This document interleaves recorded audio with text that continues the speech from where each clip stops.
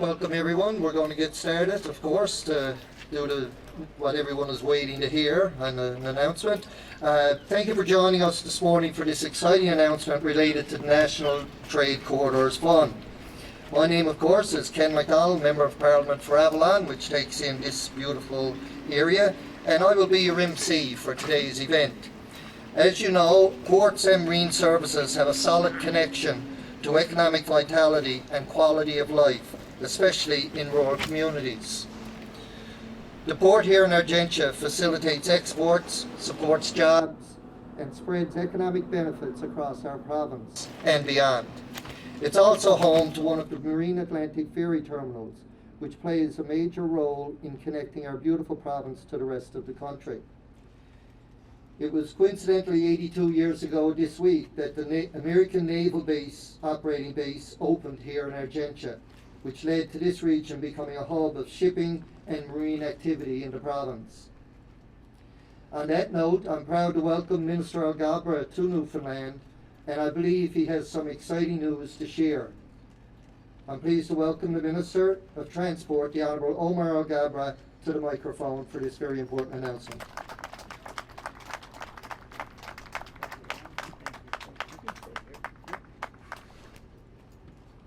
Thank you. Good morning, everyone. Great to be back here. Ken, thank you very much for that introduction. Thank you also for your hard work. I just want everyone to know that I wouldn't be standing here this morning without Ken's advocacy and championship for this initiative and for the community. So it's great. And last time I spent some time with you, Ken, on a long drive. You talked to me quite a bit about the importance of this project. So it's great to come in full circle, be back with you here and making this announcement. Thank you also to the Port of Argentia Board of Directors, staff, Town of Placentia councillors, Placentia Chamber of Commerce Board Directors and industry leaders for being here with us today. I know many of you have worked so hard to realize this vision and to work together on growing and developing this region. I'm happy to be in Placentia today for this great announcement for the Port of Argentia.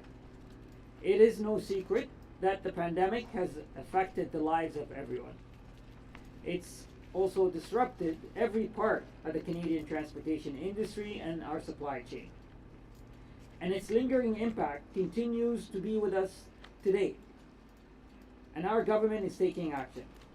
Last year, we established a supply chain task force that released an excellent report last October. This report continues to help inform our national supply chain strategy. Part of that strategy is the creation of a supply chain office, which will ensure coordination with the various players in the sector and within the federal government. We are increasing data sharing and building new infrastructure at critical points, including here at the Port of Argentia. Our National Trade Corridors Fund is doing just that. It is helping ease bottlenecks and congestion in Canada's transportation system while supporting economic development and recovery. That's why today I'm proud to announce that our government is investing $38 million at the Port of Argentia to help expand their marine terminal and improve the movement of cargo. At roughly 40 hectares, this facility is already impressive in size, but it's about to even get bigger. The proposed expansion will see the design and construction of over 100,000 square meters of new dockside space and approximately 460 meters of additional wharf length. This means that the port could welcome longer ships with even more cargo capacity.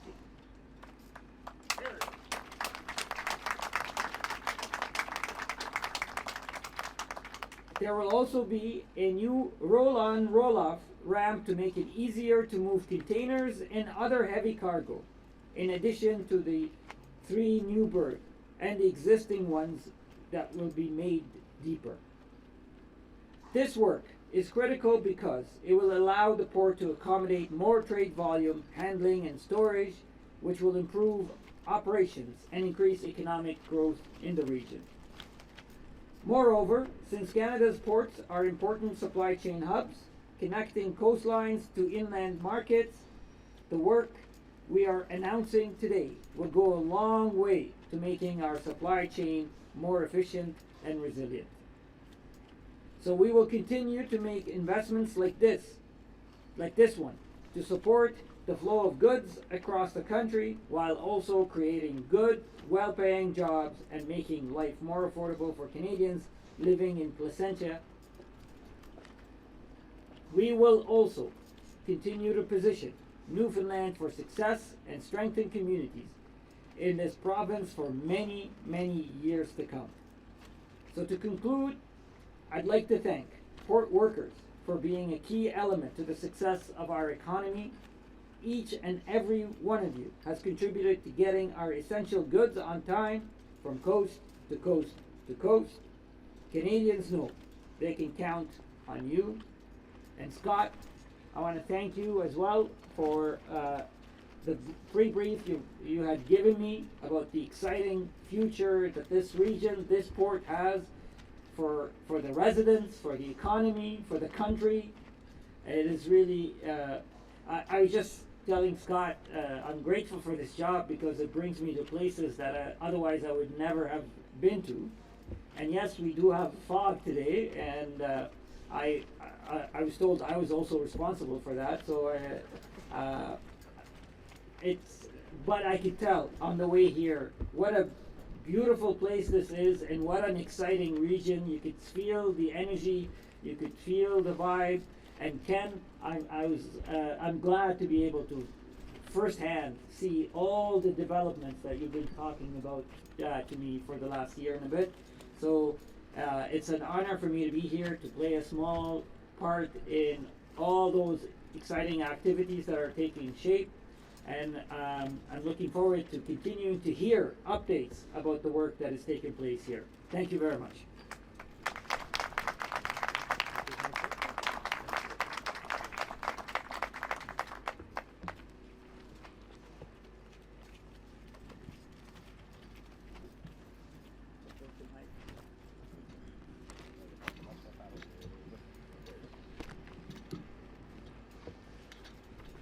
Thank you, Minister, for this incredible news. I don't think there is a single person here today that would disagree with me when I say this funding will be revolutionary for the Port of Argentia and all the companies and individuals who depend on it. Rural communities depend on this kind of economic revitalisation to thrive in today's changing economy. This investment through the Trade Corridors Fund will help Argentia, the surrounding communities, and indeed the entire province become more resilient and prepared for years to come. I want to thank you, Minister Alghabra, for seeing the importance of this project and seeing it through to today. I would now like to invite Mr. Scott Penney, CEO of the Port of Argentia, to say a few words.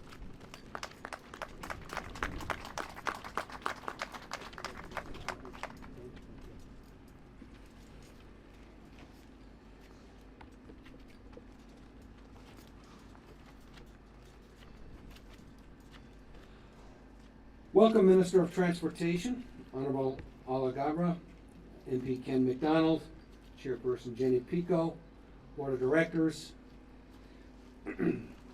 Mayor Keith Pearson, Town of Placentia, and fellow councillors, Mayor Carmel Purim, the Town of Fox Harbour and her council, our employees, invited guests of the larger community.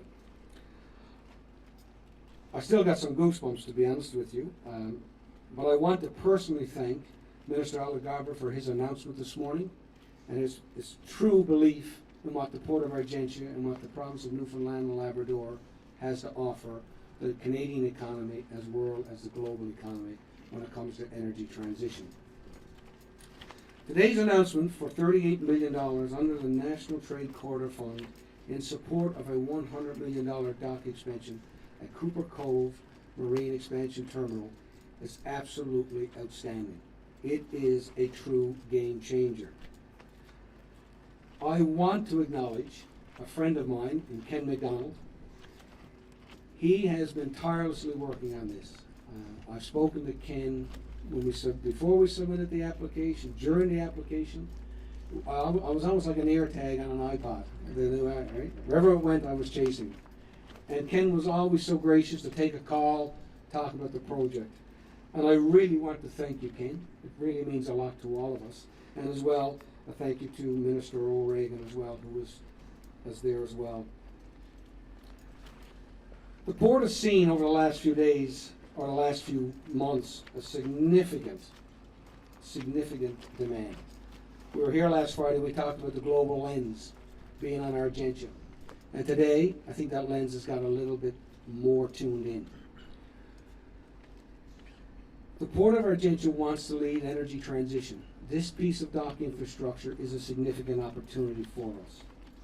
We're focused on renewable energy, increasing containerized volumes, everything that's required for an industry and a location like Argentia. If I take a second to talk about what we've got before us, we've got Argentia Renewables, Pattern Energies, wind to hydrogen project. That is going to be on our port lands. We want to be the first to export to Germany. I have no doubt that our project will be that. We want to align with the federal government, particularly around the Canada-Germany hydrogen alliance. That is a critical movement in making sure that the world is on a more stable and path to a greener future. I also believe that the Newfoundland offshore wind industry will absolutely happen. And so we will be in a position then, from our learnings, to accelerate and assist in that opportunity as it moves forward. You've got the offshore wind with Boskalis in the United States and our neighbors to the south. We are North America's first offshore wind marshalling port for monopiles. Nothing to sneeze at. That is a significant milestone, and I congratulate everybody on this organization. We're also being pressed for opportunities around critical minerals and how important critical minerals are to this country and how we remove the dependency away from China and Russia. The Port of Argentia will play a role in critical minerals. We have our offshore energy sector thriving. We have a CGS being built here by SDP for Synovus. Some people thought it was going to be mothballed. 3 days into my job, I got a notice it was shutting down. It's not shutting down. It is at 139 meters. A true testament to the labor force and the actual commitment of our industry.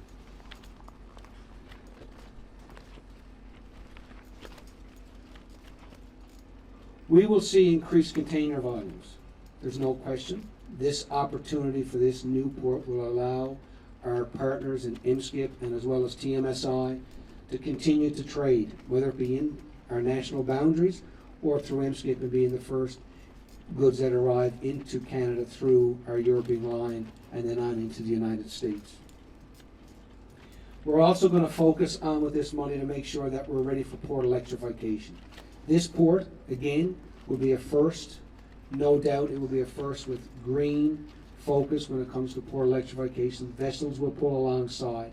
They will be able to turn off their engines and plug in and use clean, green energy to power their systems. We want to do that. Today's significant announcement is not unnoticed. There are so many opportunities for this province and this port and this economy and the province as a whole. We need to harness the opportunities. They are real. I see them every day. My team sees them every day. Our board of directors see them every single day. That is why, in closing, the Cooper Cove Terminal Expansion Marine Project, that has been talked about for 8 to 10 years, before my arrival. And I would be certainly remiss, selfish, if I do not recognize the predecessors that sat in my chair, the staff, board of directors that were here before and are no longer with us or retired from the active volunteer community. You all should be very, very proud of this announcement. This is not a pipe dream, this is real. The Port of Argentia is real, and I thank each and every one of you for coming out today. The future is extremely bright, and it's filled with a lot of firsts. for the Port of Argentia. Again, thank you, Minister Alghabra, and Ken, thank you very, very much. Thank you.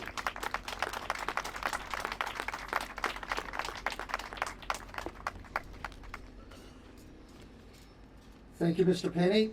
I'd now like to invite Port of Argentia Board Chair Genny Picco to the podium.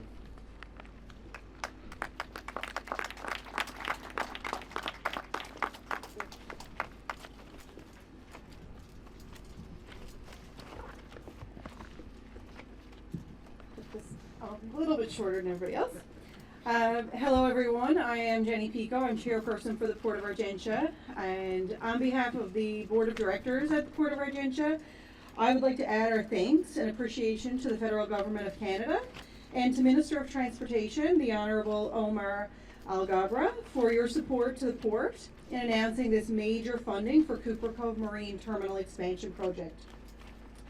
In the 30 years since Ottawa's land transfer agreement established the Port of Argentia, we have maintained a great working relationship with all levels of government, and in particular federal departments and agencies. And together we've worked hard to grow our port with over 40 businesses now operating in Argentia. This investment in dock development will create much needed jobs in our local area and provide important economic spin-offs in our region, province, and indeed the entire country, as a strategic and key link in the marine supply chain.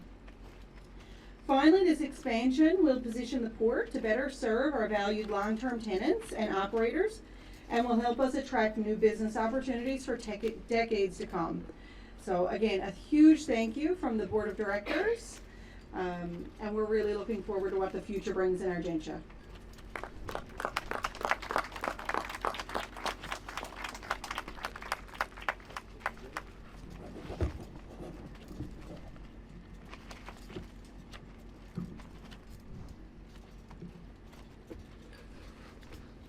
Thank you, Ms. Picco. This concludes the speeches for today's announcement. I would now like to invite Valerie Glazer, the Director of Communications for Minister Alghabra, who will moderate the question period from the media as they wish. Thank you all for coming. Thank you. So we're going to start the Q&A with media. On va commencer la période de questions avec les médias. So it's one question, one follow-up, and we have a microphone over here. Do we have a first question?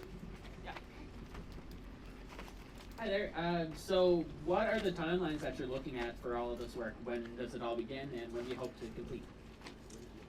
Thank you for the question. We are in the process right now. We've completed the geotech work on the actual Cooper Cove site. That was completed back earlier this winter.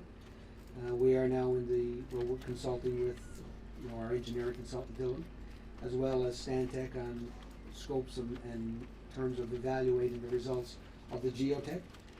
We are moving forward. Our big thing right now is we are in the process now with Dylan of submitting our environmental project, our actual detailed project plan, to get that into IAC to move that forward. One thing about it, we believe it can be a very quick process, simply because we are on a brownfield site, and it's a heavy industrialized site. So we hope to be ready and buckets in the ground working in the next year and a half for sure, absolutely. And as a follow-up question, it was mentioned about the job creation that's going to come from this. Can you just go into more detail about what sort of economic spin-offs you hope to see from all of this work? Well, it is significant. Again, if I talk about the scope of work, from the port's perspective, it seems like everything is coming together, right? The perfect storm. So if you think about, the U.S. offshore piece, the major amount of work that was going on here for the last year. So that's starting to clue up from a civil work perspective. Well, now the vessels are going to start to work. Then we're going to move that in now. We're going to get into a $100 million dock expansion project. It's a huge project. It's not a small scope of work. Then we've got Pattern Energy, and they're moving forward. So in the fall, we hope to be installing net towers as part of that project. So all of the labor force, and then you've got West White Rose in the background with STP working tirelessly to get that project by 2025 completed. So we believe we're in a very good location in terms of the labor pool. We're close to the city, where you've got Conception Bay North, you've got the Holyrood area, we've got St. John's, Southern Shore. All these areas now can come So in terms of labor, it's going to be significant, and I have no doubt that the labor pool is available to complete this work. A question for Minister Alghabra, on the other side of the country, we've had some pretty significant developments with workers rejecting the deal for BC ports. Is it time for the federal government to legislate on this and force workers back to work, as has been requested by the business community and several premiers? First of all, the workers did not reject the deal. It was the leadership of the union that decided not to take the vote to its membership and decided to reject the deal after tentatively agreeing and supporting it.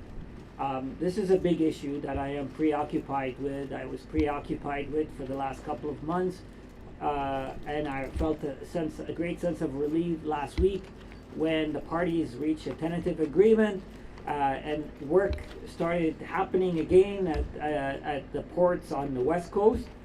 Obviously today, or what had happened last night, is extremely disappointing and frustrating. We are currently exploring options. We have a responsibility as a government to protect Canadians, to protect Canadian workers and the jobs that depend on the ports, and to protect the interests of Canada's economy. So it is disappointing to find ourselves where we are today, after months of mediation, of negotiation, but we are currently exploring options of what we can do. I'm not yet ready to tell you what the next step is. At what point, though, does your patience run out? In other words, how much time does the union and the employer have to resolve this before the federal government would take the step of legislating? Oh, I'm telling you, my patience has run out. So the option of what options are before us, those are the discussions that we're having today. But my patience, personal patience, has run out over the last couple of months of risk of disruption, then 13 days of disruptions to our largest export and import gateway to the world. We really have a responsibility to act and to do something, as I said, to protect Canadians' interests and Canadian economy. And let me just say this. I should mention this because I want to emphasize this. We believe in the collective bargaining process. We believe in workers' right to organize and to negotiate the best deal on behalf of their members. And I really thought we reached that point last Thursday when a tentative agreement was reached. So it was disappointing to see the leadership of the union decide not to take it to vote. And I think it is time for us now to examine what options we have. Can I get Mr. Alghabra back to the microphone? Who do you blame? Why did this fall off the rails? Who do you blame? Look, collective bargaining process is always choppy, is always complicated, is always sometimes messy. I don't think we get anything by blaming anyone. What I'm focused on, I know what my colleague Minister O'Regan, Minister of Labour, is focused on, is doing everything. What we were focused on is helping the parties to get to a deal. We thought we got there. Now that unfortunately we find ourselves where we are today, we just are exploring what other options we have as a government. I'm not going to spend time pointing fingers. Okay, I have a follow-up from Mr. Penney. You're calling this a $100 million port expansion project, but today there's $38 million. So where's the rest of the money coming from? We've got, and again, I can't get into the finer points of it, but we've got obviously some major partnerships and projects coming through. Obviously, Argentia Renewables will certainly be a critical element of that. Sorry, guys, if you can't hear me.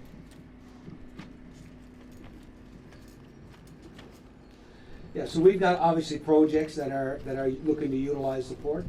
Port infrastructure is going to be a requirement, so that we have got partners that are going to pick up the shortfall. We're quite confident that we've got the port itself recently entered into a JV with Torrent Capital in Nova Scotia. And now what that's designed to do is help the port in times of when capital pressures and financial issues arise. In this case, I don't see it, to be honest with you, as a major requirement, because the industry alone, it's a requirement. Everywhere you look, there's port infrastructure is a challenge. It's a challenge south of the border, and we've got partners that will be able to facilitate and finance the rest of the project to 100%. Hi, sir, Minister Alghabra. Maybe you need another mic adjustment, I'm not sure. Yes. Ashley Fitzpatrick, I'm with Atlantic Business Magazine. I wanted to ask about the project as well. But you had mentioned some of our provincial MPs, and I'm wondering if you could maybe speak to how important it is to have local MPs advocating for this type of an investment. Does that really, I guess, move the needle one way or the other really at all? It absolutely does. Newfoundland has some of the best members of parliament. I'm talking about the Liberal members of parliament who are advocating passionately about their regions, about their constituents, and it makes a difference. I, as a Minister of Transport, receive applications on a regular basis for funding, for changes of the rules. And yes, the proponent of the application will advocate for their perspective, but the local MP will always add this local perspective that goes beyond what the narrow interest of the business or the proponent is, and it helps me understand the various considerations that need to be taken into place. So for this specific project, other MPs for sure, Minister O'Regan, Churans, but Ken in particular has been talking to me about this project for almost a year, explaining to me how beneficial it will be for the region and the future of the region. So I can tell you it made a big difference in the final decision. I wanted to quickly follow up. Provincial representation more generally, can't help but notice that at the same time we're having this event here now, there is a provincial event where the Premier is and the Minister for Transport provincially would be separate from here, and it seems like it's a little disjointed. Should we read anything into the dueling press conferences, shall we say? Absolutely not. Sometimes we just don't fully coordinate our calendars. Typically, the timing for an announcement depends on my travel schedule and other priorities. And then once we pick a date, we notify the local government, the provincial government. I was just with Premier Fury yesterday, and he apologized that he wasn't able to make it because he had also other made commitments. So absolutely not. It's just a matter of scheduling. On that point, I got to follow up. The provincial government is handing out money to help students pay campus fees, to give water bomber pilots pretty impressive raises. So why is there no mention of the provincial government here today? Is there any provincial money into this project? If not, why not? What I can tell you, Terry, is that we are in discussions, and very active discussions, and unfortunately the timing is not right. We've been working particularly around the Innovative Business Development Fund, IBDF, commonly known in this area as the money that was not invested in the gates for the Husky project. So we are working very closely with Minister Parsons and his officials, and I would hope that in the near future we'll have something to say on that further. But that absolutely is a critical element for this project, and provincial partnership is required.